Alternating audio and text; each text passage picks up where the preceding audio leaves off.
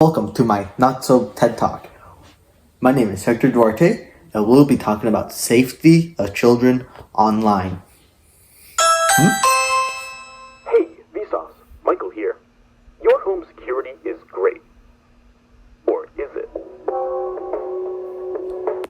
Oh no, my child just got me doxxed because he was texting somebody he shouldn't be. This is very bad, bad indeed. How can we fix this? You are not immune to being doxxed by your kid. Before we talk about solutions, we have to talk about effects or the history of children's safety online because there's a lot of problems that this causes. There's problems of cyberbullying, kids giving wrong people the wrong things, predatory actions, and all that stuff. But today we'll be talking about mostly like when did this begin, which can be an argument of this began the second that handheld devices became more popular, like iPads. The iPhone's more accessible now, and online sites. But especially on social media and for the younger audience, I don't know, teenagers, 10, 13, 14s ish, is really important because this is really important because in 2023, at least 78% of people who were in the age group of 15 to 24 is credible for being online. This is a lot of young people being online, and this is becoming more pressing issue as time goes on.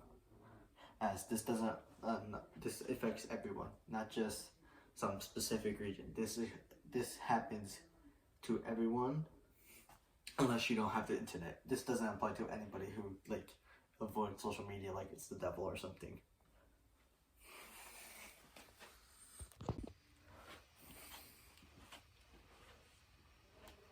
When talking about people who have experienced this stuff, and there is really nothing that I could find which wasn't too explicit.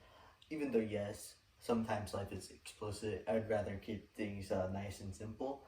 There is a show called How to Catch a Predator, which is usually it's a TV show about somebody having a film crew filming a location or meetup spot with somebody who wanted to have not great intentions with minors, and which usually ended up in their arrest or whatever. There's also a nice YouTube video. I'll put the link in the description below about how you can get dogs and things that people can or can't do to find how to find your home address and all that stuff. It's you're getting doxxed by no text to speech. I'll put the link in the description below.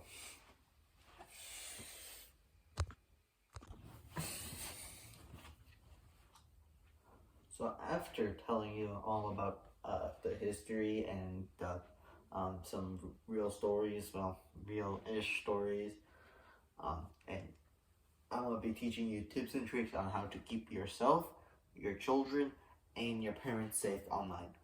Step number 1.